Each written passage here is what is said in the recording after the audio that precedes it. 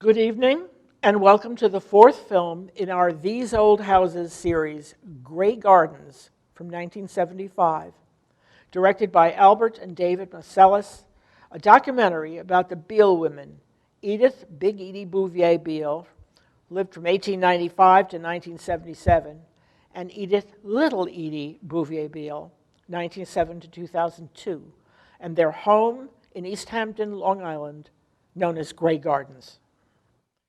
The Marcellus brothers met the Beales a few years earlier when they were approached by Lee Radziwill, the sister of Jacqueline Kennedy Onassis, who was interested in hiring them to make a documentary about the sisters' childhood years in East Hampton, playing with their cousins from the Bouvier Beale family at Grey Gardens.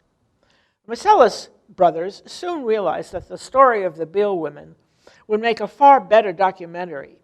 And when Mrs. Radziwill bowed out of the project, they approached Big Edie and Little Edie to see if they were interested in telling their story. The two women consented to allow the brothers to film them both in and out of the house and to interview their limited group of friends and associates. The Marcelluses' direct cinema technique allowed the two women to tell their stories in their own way. That is how this extraordinary documentary came to be. Edith Ewing Bouvier's marriage to lawyer-financier Phelan Beale united two prominent Catholic families in New York society. Edith was a socialite and wannabe nightclub singer. When she married, she gave up the nightclub gigs but continued to sing in local recitals, some of which were later held at Grey Gardens. They had three children, including their daughter Edith. Since both women bore the same name, they came to be known as Big Edie and Little Edie.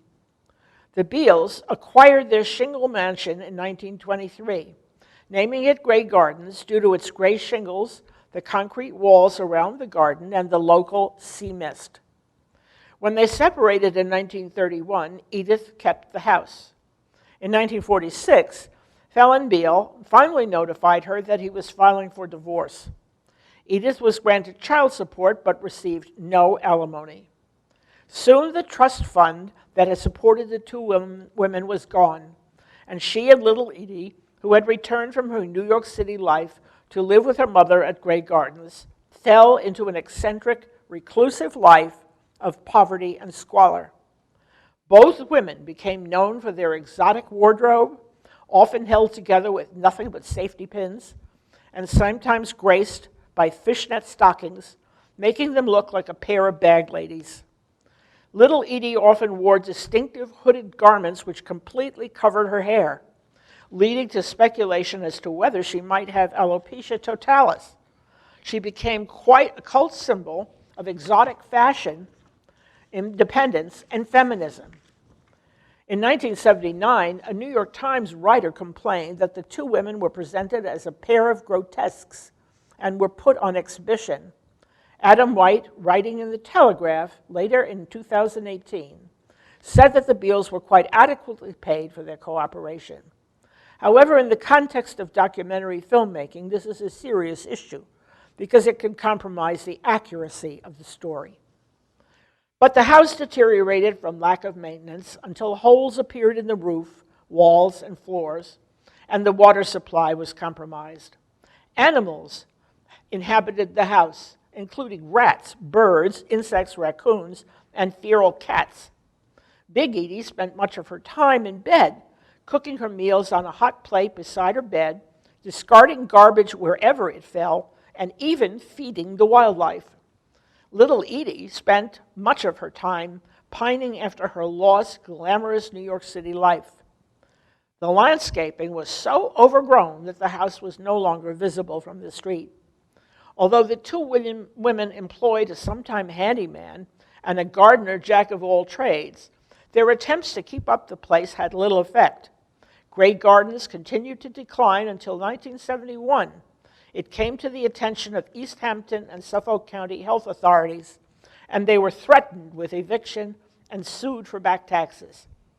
The authorities staged a couple of inspections of the house, which the Beale women called raids, during which they found numerous violations of the local sanitary codes. When the National Enquirer printed an expose about the two women and their living conditions, Onassis and Radziwill stepped in, providing sufficient funds to make repairs to the house in order for it to pass the local codes and paying off the back taxes. Big Edie died in 1977, leaving Little Edie in possession of the mansion, which she sold in 1979 to Bill Bradley, editor of the Washington Post, and his wife, the reporter Sally Quinn. They paid $220,000 for the house, which by that time was a fixer-upper, restored and renovated it, occupied it each summer, and finally sold it in 2017 to the fashion designer Liz Lang. In 1976, Katharine Graham, owner and publisher of the Washington Post, interviewed Little Edie for Interview magazine. Little Edie described the raids as cruel because 12 to 15 people, including police and a lawyer, stormed into the house without warning, throwing her and her mother out of their rooms and ordering them to leave the house. Little Edie admitted to many problems in the house, that there was no cook and that there were animal problems too. She said that she hated how the house looked, but stayed on because she loved her mother, who was sick and alone. She described Jerry Torrey, the handyman, whom her mother had dubbed the Marble Faun, and said that she loved him. Fantasizing about a movie which she hoped could be made about their story, she suggested that Dame May Whitty could play her mother, and that her part could be played by Julie Christie.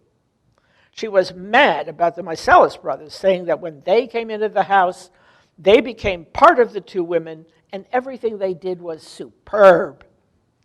She regretted never having married and said that her mother chased away all her suitors. When asked who betrayed them to the local authorities, Little Edie turned paranoid and suggested that someone probably wanted to get hold of Grey Gardens, maybe even Jackie. Fun facts about the film. Little Edie wears distinctive hooded garments and scarves tightly woven around her head and neck. She sported a beautiful red dress at the 1975 premiere of this movie, but she wore it backwards with the zipper in the front. Drew Barrymore played Little Edie in the 2019 HBO movie Grey Gardens, and Jessica Lange played her mother. When David Marcellus asked Big Edie who she wanted to play her in a potential feature film, she actually asked for Ethel Barrymore, Drew Barrymore's great-aunt, despite the fact that Ethel died in 1959. Jacqueline Kennedy Onassis considered Big Edie her favorite aunt. The musical version of Grey Gardens opened at Broadway's Walter Kerr Theater in 2006. It had a short but respectful run and was nominated for 2 Tony Awards for Best Musical Score and Book. Jerry Torrey, the handyman, whom Big Edie had nicknamed the Marble Faun, a reference to his sculpting dreams, appears in the film and was sought by the Marcellus brothers for years after the film was released. He was found driving a New York City cab in 2015, working as a sculptor at the Art Students League. In the film, a guest at Big Edie's birthday party is seen giving her a large box. She also gives her a banner which reads, "The Great Singer Edith Bouvier Beale." Things to look for: the squalid condition of the house, Little Edie's unique wardrobe, the assorted animal residence of Grey Gardens.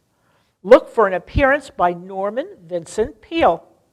Big Edie's singing recitals, Little Edie's cabaret dance routines, Big Edie's 80th birthday party with local guests, including Lois Wright, who gifts Big Edie with a box and a banner about her singing career.